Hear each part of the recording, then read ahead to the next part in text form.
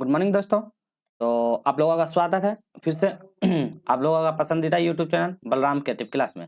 तो आज हम लोग करने वाले हैं झारखंड एक्साइज कांस्टेबल या आपका उत्पाद सिपाही जीके जीएस का एमसीक्यू क्वेश्चन करने वाले हैं, जिसमें से आपका जनरल नॉलेज अर्थात जीके का से 20 मतलब कि आज का प्रैक्टिस 20 रहेगा, जिसमें से हम लोग टॉप 30 एमसीक्यू क्वेश्चन करेंगे जो आपको उत्पाद सिपाही को टारगेट करके चलते हैं।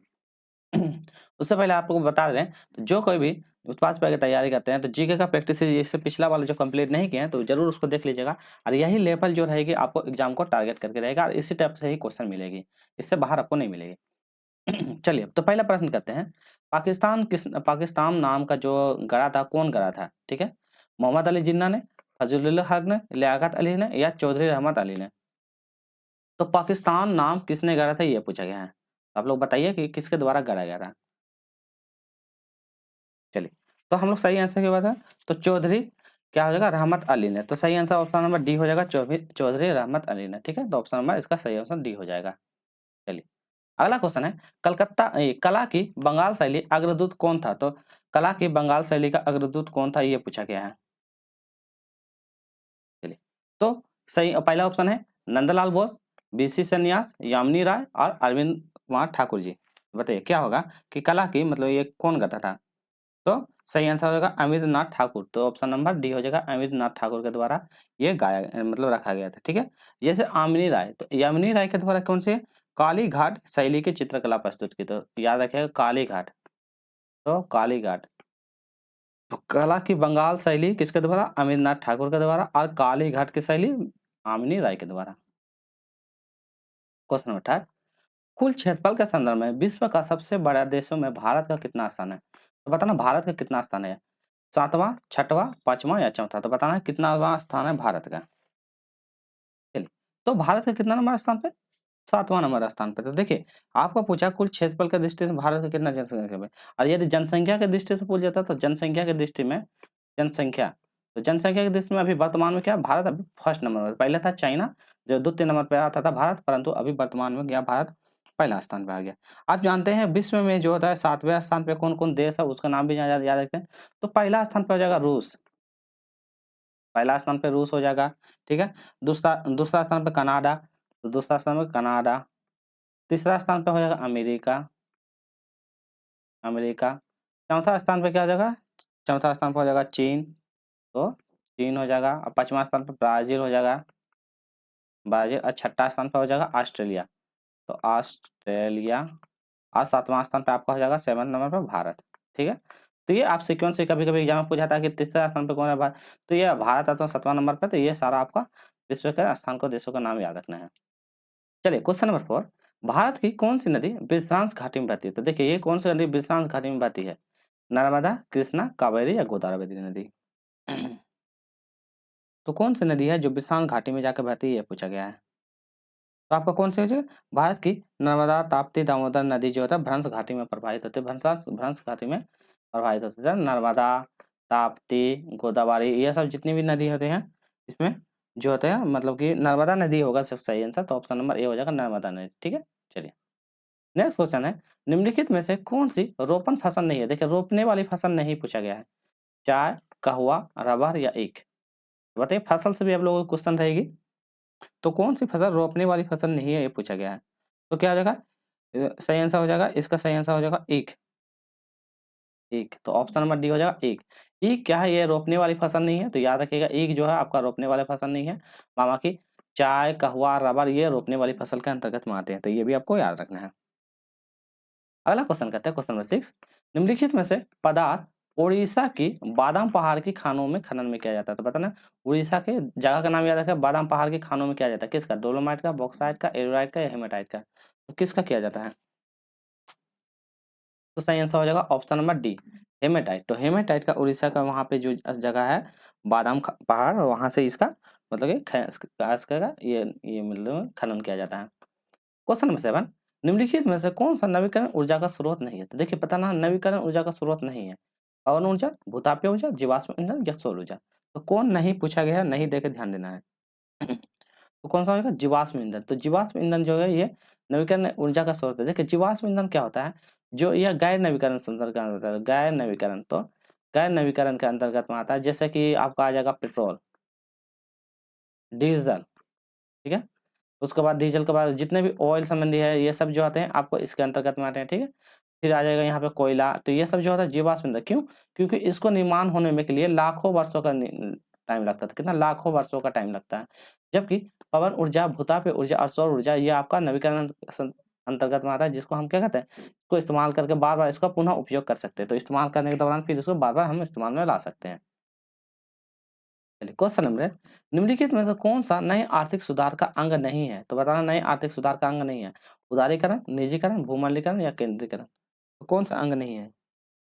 क्या होगा सही आंसर? केंद्रीकरण। देखिए अब आया है नए आर्थिक सुधार नीति, तो अब नई आर्थिक सुधार नीति के बारे में जिक्र है, तो जिसमें से एलपीजी इसको बोलता है लिबरलाइजेशन, प्राइवेटाइजेशन और ग्लोबलाइजेशन। मतलब लिबरलाइजेशन मतलब इसको हिंदी में बोलते हैं उदारीकरण, तो इसको बोलते हैं उदारीकरण। प्राइवेटाइजेशन मतलब निजीकरण और ग्लोबलाइजेशन मतलब भूमंडलीकरण। तो ठीक है, ये तीनों आपको याद रखना होगा। ये कब आया था? 1991 में लाया गया था, बहुत इंपॉर्टेंट है। उस समय का जो फाइनेंस मिनिस्टर था, फाइनेंस, तो फाइनेंस मिनिस्टर जो थे कौन थे? Doctor Manmohan Singh, doctor Manmohan Singh. तो मनमोहन सिंह थे उस समय का फाइनेंस में थे। और उस समय का पीएम जो था, पीएम नरसिम्हा, तो नरसिम्हा राव, तो नरसिम्हा राव था उस समय।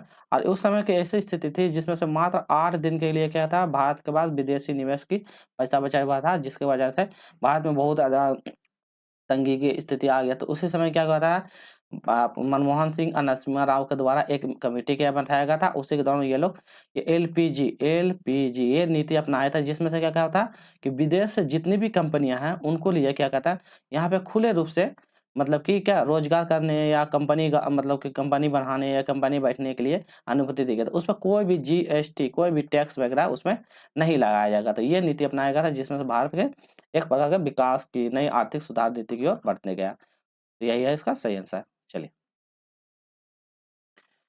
अगला है, मांग पैदा करने के लिए जरूरत है उत्पादन की, दाम की, आय की या आयत की? तो मांग को आप पैदा करना चाहते हैं तो किसकी जरूरत पड़ेगी आपको बताइए।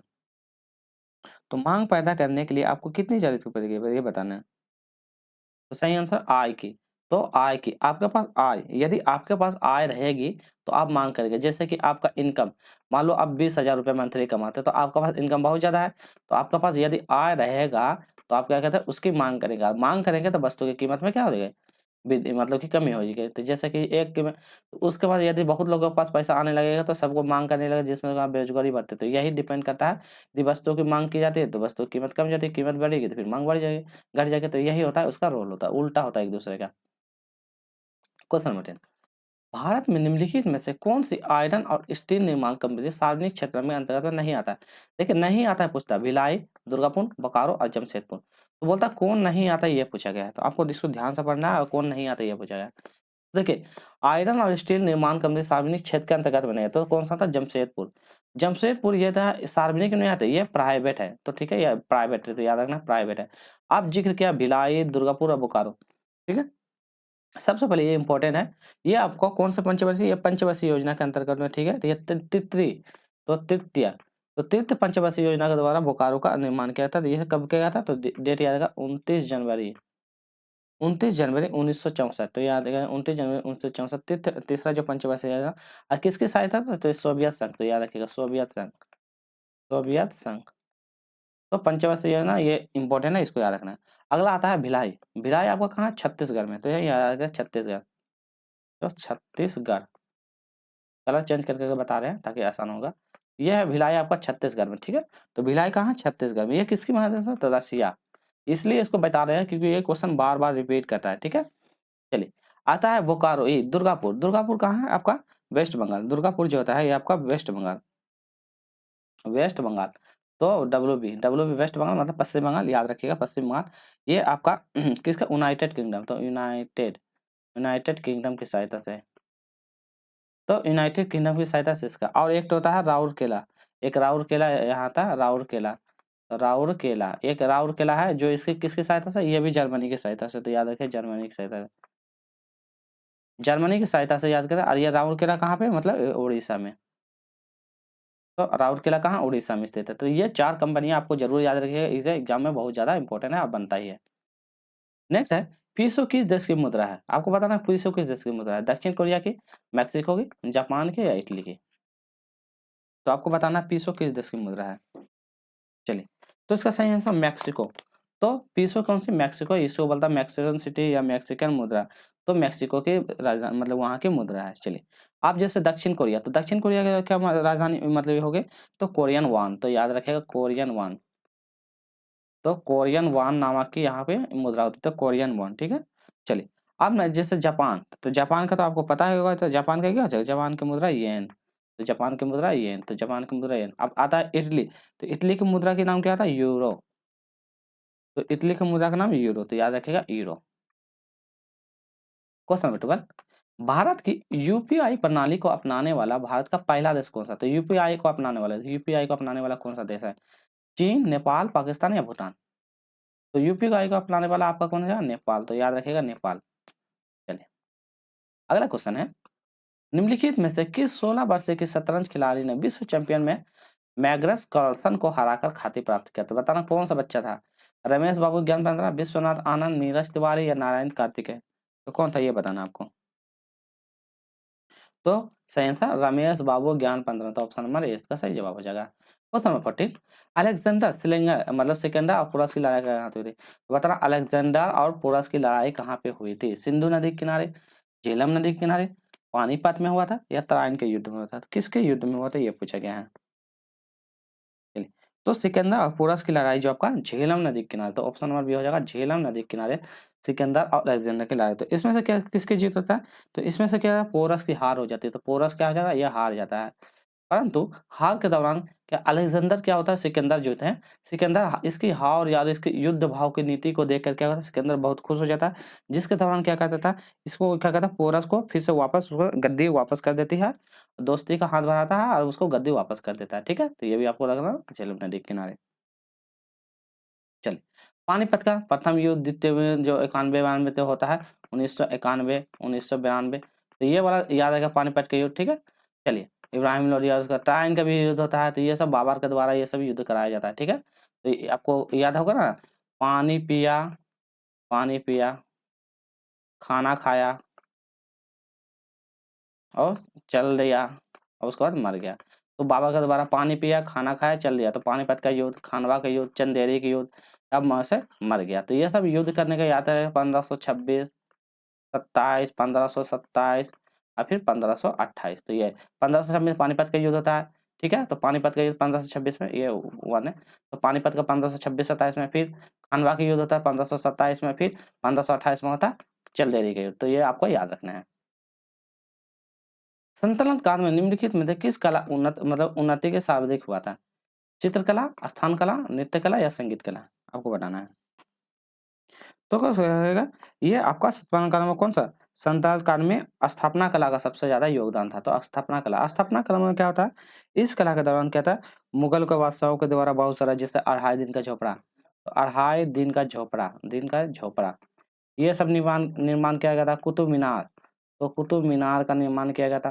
तो ये सब जो निर्माण करवाया था, अलाई दरवाजा का निर्माण किया गया था, बलबन के द्वारा मकबरा निर्माण किया गया था। तो ये सब जो था ये इसी को बोलते हैं स्थापन कला। चलिए, क्वेश्चन नंबर 16, निम्नलिखित में से किसे लड़ाकू या पैसाकू कहा जाता है? बाजीराव प्रथम को, बाजीराव द्वितीय को, बालाजी राव को या बालाजी विश्वनाथ को? किसको कहा जाता है? तो बाजीराव प्रथम, तो सही आंसर हो जाएगा बाजीराव प्रथम। तो बाजीराव प्रथम कहाँ पे? यहाँ पे ऑप्शन में है बाजीराव प्रथम को, इसको लड़ाकू भी नाम क्यों? क्योंकि बाजीराव का एकमात्र ऐसा शिवाजी यही था, शिवाजी शिवाजी के बाद, तो शिवाजी जो था, शिवाजी के बाद एकमात्र ऐसा शासक था बाजीराव प्रथम, जिन्होंने क्या करा? ये गुलियारों का युद्ध अपनाया था। तो गुलिलारों का युद्ध अपनाने वाला यही एक था, बाजीराव प्रथम। क्वेश्चन सुनते, अभिनव भारत नामक स्थापना निम्न में किसने की थी? बताना किसके द्वारा? लाला लाजपत राय के द्वारा, बाल गंगाधर तिलक, विनय दामोदर सावरकर या बिपिन चंद्र? तो अभिनव भारत नामक की स्थापना किन किया था? तो बी डी सावरकर, तो सही आंसर होगा बी डी सावरकर। इसी को बोलता विनय दामोदर नायक, इसको बोलता बी डी सावरकर, तो इसी का नाम है ठीक है।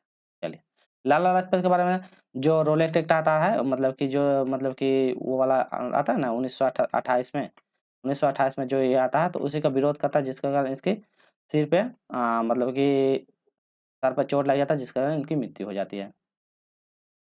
चलिए, अगला है नेक्स्ट है भारत में अमृत योजना रोलिंग प्लान की अवधारणा किसने दिया था? आज जैसे कि यहाँ पे है जैसे ये बाल गंगाधर तिलक, बिपिन चंद्र पाल, बाल पाल चाल, तो ये वाला जो था ये कौन सा गरम दल का नेता थे। तो गरम दल का नेता का नाम भी याद रखें, गरम दल का नेता, गरम दल का नेता का नाम याद रखेंगे। ये सब बाल गंगाधर तिलक, बिपिन चंद्र पाल, लाला लाजपत, ये सब गरम दल का नेता थे। तो नेता का भी नाम याद रखना है। रोलिंग प्लान डीजी लवार के द्वारा, गुलाम मित्र के द्वारा, पीडीओ के होल्डर के द्वारा। तो रोलिंग प्लान किसके द्वारा आया था ये बताना है। तो हो जाएगा इसका सही आंसर रोलिंग प्लान क्या था। एक मिनट, इसका क्या हो जाएगा, चलिए। तो इसका सही आंसर बताइए। तो इसका सही आंसर ऑप्शन में क्या हो जाएगा, ये। तो ऑप्शन नंबर इसका सही हो जाएगा डीटी लकड़वाहा। तो इसका सही आंसर ऑप्शन नंबर ए हो जाएगा। चलिए नेक्स्ट क्वेश्चन बढ़ते हैं। और ये रोलिंग प्लान कौन सी मतलब पांचवी पंचवर्षीय, तो पांचवी पंचवर्षीय योजना का अंतर्गत है, पंचवर्षीय। तो पांचवी पंचवर्षीय योजना के अंतर्गत में आता है, तो ये भी आपको याद रखना है। चलिए नेक्स्ट क्वेश्चन करते हैं। नेक्स्ट क्वेश्चन है निम्नलिखित में से कौन सा भारतीय संविधान के प्रारूप के लिए जिम्मेवार संविधान का हिस्सा नहीं था? तो भारतीय संविधान का प्रारूप संविधान का हिस्सा नहीं था पूछा है। महात्मा गांधी, सरदार वल्लभ भाई पटेल, जवाहरलाल नेहरू और डॉक्टर बी आर अम्बेडकर। तो कौन जिम्मेवार नहीं था ये पूछा गया। तो कौन सा, महात्मा गांधी। तो महात्मा गांधी जो था ये जो समिति बनाया गया था इसका जिम्मेवार नहीं था, बाकी जो थे जैसे कि डॉक्टर बी आर अम्बेडकर, इसको संविधान का आत्मा कहा जाता है। संविधान का आत्मा, तो आर्टिकल कितना 32 के अंतर संविधान का आत्मा के नाम से जाना जाता है। इसको डॉक्टर बी आर अम्बेडकर को तो याद रखना है। चलिए नेक्स्ट क्वेश्चन करते हैं अगला। एक रीट किसके द्वारा जारी की जाती है? तो रीट के बारे में आप लोग पढ़ेंगे, कोई उच्च न्यायालय के द्वारा, कुछ उप न्यायालय के द्वारा, जिला न्यायालय के या प्रशासनिक अधिकारी के द्वारा। तो रीट किसके द्वारा जारी किया जाता है ये पूछा गया है। तो क्या, सर्वोच्च न्यायालय। तो सही आंसर हो जाएगा कोई भी उच्च न्यायालय। तो जो भी है सर्वोच्च न्यायालय, तो यह हो जाएगा उच्च न्यायालय। तो इसी के द्वारा क्या हो जाएगा, रीट जारी किया जाता है। तो सही हो जाएगा सर्वोच्च न्यायालय, केवल उच्च न्यायालय के द्वारा पात्र है। ठीक है, चलिए। आइए कौन सा आर्टिकल के बारे, आर्टिकल 32 में और अनुच्छेद 226 के तहत। तो उच्च न्यायालय आर्टिकल 32 और अनुच्छेद 226, तो 226 के तहत इसको जारी कर सकता है। चलिए अगला क्वेश्चन, क्वेश्चन नंबर 21। भारतीय संविधान के अनुसार निम्नलिखित में से क्या संवैधानिक निकाय संस्था है? संवैधानिक निकाय संस्था है वित्त आयोग, योजना आयोग, राष्ट्रीय विकास परिषद या उपयुक्त में से कौन इसका संस्था है? संवैधानिक निकाय का संस्था पूछा गया है। तो आपको क्या हो जाएगा सही आंसर ऑप्शन नंबर वित्त आयोग। तो वित्त आयोग जो होता है संविधान निकाय का संस्था। नीति आयोग, योजना आयोग का नाम बदल के अभी क्या है वर्तमान में नीति आयोग। तो ये भी याद रखना, नीति आयोग अभी योजना नाम आयोग का नाम बदल कर नीति आयोग रखा गया है। 73वां संविधान संशोधन अधिनियम पंचायत का कार्यकाल कितना होता है? 4 वर्ष, 3 वर्ष, 6 वर्ष, 5 वर्ष। तो कितना वर्ष का पंचायत का कार्यकाल होती है? तो 73वां, तो ये भी याद रखना कौन सा संविधान संशोधन, 73वां संविधान संशोधन पंचायत का कार्यकाल 5 वर्षों के लिए होता है। तो 5 वर्षों के लिए ये होता है। अगला क्वेश्चन है, इसमें देखते हैं। इसमें बोलता है a little of book India celebration 75 years of independence.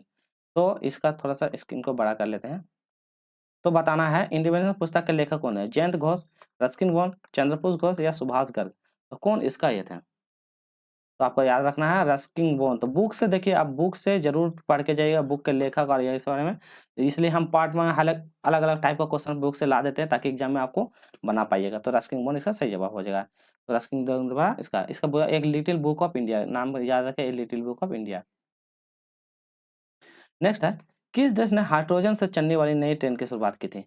Japan, चीन, जर्मन या दक्षिण कोरिया। तो मतलब कि हाइड्रोजन से चलने वाली ये का नाम बताइए कि कौन देश ने किया था? तो हाइड्रोजन से चलने वाली थे, तो आपको याद रखेगा जापान। तो सही आंसर ऑप्शन नंबर होगा जापान। अगला है, नेक्स्ट है महिला एवं बाल विकास कार्यक्रम DWCRA का प्रारंभ कब हुआ था? ए नंबर में 2 अक्टूबर 1885, 1 अप्रैल 1999, 14 अप्रैल 1990, 3 अप्रैल 2000 को। तो कब हुआ था ये बताना है। तो इसकी शुरुआत कब हुआ था ये बताइए। तो 1982। तो सही आंसर हो जाएगा इसका 1982 नहीं, मतलब इसका उद्देश्य रखा गया था 1 अप्रैल 1999 में। तो वो उद्देश्य रखा गया, बाकी बाद में जो ये आया था पूरी तरह से 1 अप्रैल 1999 में पूरी तरह से आ गया था। ठीक है, इसी को फिर नाम मतलब कि 1999 जो है इसी का नाम जब आता है आने के दौरान फिर इसको किस में जोड़ जाता है? तो स्वर्ण जयंती, स्वर्ण जयंती। तो याद रखना स्वर्ण जयंती इसको जोड़ा जाता है स्वर्ण जयंती ग्राम स्वरोजगार योजना। तो ग्राम रोजगार योजना। तो इसमें क्या कहता है उसको फिर बाद में इसको शामिल कर लिया जाता है। तो इसको बाद में फिर जोड़ लिया जाता है। अगला है, झारखंड के क्षेत्रफल में कुल क्षेत्रफल का कितना प्रतिशत है? 3.24%, 2.51%, 2.21%, 2.42%। कितना % योगदान है? तो कितना प्रतिशत 2.42%, तो ऑप्शन नंबर सी हो जाएगा। और झारखंड का क्षेत्रफल कितना है 69,714, कहीं कहीं पे आपको मिलेगा 69,716 भी मिलेगी, ठीक है। तो आपको दोनों याद रखना है। चलिए अब बोलेगा कि झारखंड का मतलब कि क्षेत्रफल के दृष्टि से झारखंड का स्थान कितना है, तो क्षेत्रफल के दृष्टि से कभी बोल देगा तो दृष्टि से बताना है 15वां स्थान है, ठीक है। 15वां स्थान है, तो क्षेत्रफल के दृष्टि से 15वां स्थान है, और जनसंख्या की दृष्टि से बोलेगा तो 14वां स्थान, तो ये भी आपको याद रखना है। नेक्स्ट है महात्मा गांधी के बारे में क्या कथन सही नहीं है, नहीं बताना है। गांधी साधनों की पवित्रता में विश्वास करते थे। गांधी ने धर्म और राजनीति के बीच निकट कभी समर्थन किया था। गांधी ने राजनीतिक धर्म को पूरी तरह से अलग रखने का वकालत की, और गांधी ने अहिंसा पर विश्वास रखते हैं। तो क्या सही नहीं है ये पूछा गया है। बताइए महात्मा गांधी के बारे में आप लोग पढ़े होंगे, तो गांधी जी से रिलेटेड जो क्वेश्चन है ये पढ़े। तो गांधी जी के बारे में आपको क्या सही बता सकते हैं ये बताइए। चलिए तो हम लोग सही आंसर के बढ़ेंगे, तो इसका सही आंसर क्या होगा, ऑप्शन नंबर बी। तो गांधी जी ने कभी भी क्या था, धर्म और राजनीतिक क्षेत्र के बीच में समर्थन किया है, ये वाला गलत है, ये वाला सही नहीं है। बाबा की सारा चीज सही है, तो उसका सही आंसर ऑप्शन नंबर बी हो जाएगा।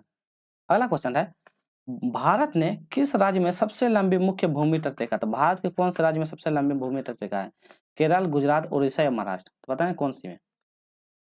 तो भारत में कौन सी, तो आपको आ जाएगा गुजरात, तो सही आंसर ऑप्शन में भी हो जाएगा गुजरात।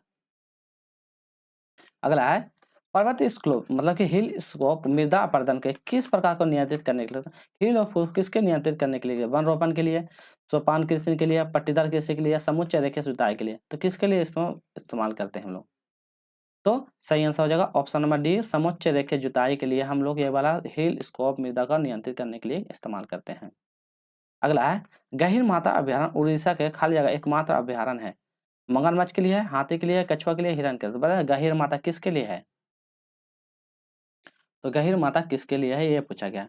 तो आपका कछुआ के लिए, तो सही आंसर ऑप्शन नंबर सी होगा, कछुआ के लिए गहीर माता इंपॉर्टेंट है। भारत में गेहूं का सबसे अधिक उत्पादन करने वाला राज्य पंजाब, मध्य प्रदेश, उत्तर प्रदेश, हरियाणा, तो गेहूं का उत्पादन सबसे ज्यादा कहाँ पे होता है, तो गेहूं का उत्पादन करने वाला सबसे ज्यादा आपका उत्तर प्रदेश, तो यह ऑप्शन नंबर सी हो जाएगा उत्तर प्रदेश। नेक्स्ट क्वेश्चन है अम्लीय वर्षा के संदर्भ में कौन सा कथन सत्य नहीं है, तो बताना सत्य नहीं पूछा है। इसका जल का पीएच मान 5.6 से कम होता है, या वायुमंडल में सल्फ्यूरिक एसिड और नाइट्रिक एसिड उपस्थिति के कारण उत्पन्न होता है, अधिकतम अम्ल सशक्त कार्बोनिक अम्ल के कारण बनता है, और अम्लीय वर्षा हमारे परिस्थिति तंत्र को प्रभावित करते हैं। तो आपको बताना अम्लीय वर्षा के कारण में कौन सा सत्य नहीं है, गलत बताना है। तो हम लोग सही आंसर करेंगे, या क्या इसका सही था, ये सशक्त कार्बोनिक एसिड कारण बनता है, ये वाला गलत है। तो ये गलत है, बाकी ये सही, ये सही, ये सही, तो तीनों सही है, बाकी ये गलत हो जाएगा। चलिए क्वेश्चन 38, कोयले से वनजी के रूप पैदा होने का ऊर्जा कहते हैं, तो कोयले से वनजी के रूप से पैदा होने वाली ऊर्जा क्या कहते हैं, प्रकाश ऊर्जा, गतिज ऊर्जा, ताप ऊर्जा, स्थिर ऊर्जा, किस नाम से हम लोग इसको जानते हैं, इसे हम ताप ऊर्जा के नाम से जानते हैं, तो ऑप्शन नंबर सी हो जाएगा ताप ऊर्जा के नाम से जानते हैं। चलिए आज का अंतिम प्रश्न कहते हैं जो खर्चा कर दिया गया हो उसे वसूल ना हो उसे क्या कहते हैं। यदि आप जैसे मान लें 100 रुपया है, आप उसको खर्चा कर देते हैं और इसको वसूल नहीं कर सकते हैं, तो उसको क्या कहते हैं, परिवर्तित लागत, विकल्प लागत, निगम लागत या प्रचलित लागत, क्या उसको कहते हैं हम लोग, जिसको हम मतलब कि ये नहीं मतलब क्या कहते हैं वो वापस नहीं ला सकते, जिसको कहते हैं निगम लागत, तो ऑप्शन में सी हो जाएगा निगम लागत। तो ठीक है, तो आज के लिए वीडियो उतना ही रखते हैं। वीडियो अच्छी लगी तो लाइक कीजिएगा, शेयर कीजिएगा, आज जो नए हैं चैनल को जरूर सब्सक्राइब कीजिएगा, ताकि आपको झारखंड उत्पाद सीमेंट से जीके का जितने भी संबंधित क्वेश्चन बनते हैं, सारा पीवाईक्यू क्वेश्चन, सारा एमसीक्यू क्वेश्चन, और ये वाला प्रैक्टिस अब एग्जाम से जाने से पहले टोटल हम आप लोगों का 30 प्रैक्टिस एमसीक्यू प्रैक्टिस करवा देंगे, जिसमें से एग्जाम से जाने से पहले इसको जरूर कर कीजिएगा, और इसी से अंदर में आपको एग्जाम से एक भी बाहर क्वेश्चन नहीं मिलेगा। आप एग्जाम देख आइएगा और कमेंट में जरूर देख के बताइएगा कि यही क्वेश्चन का लेवल था कि नहीं। ठीक है, तो आज के लिए इतना ही, फिर मिलते हैं नेक्स्ट वीडियो में, टेक केयर।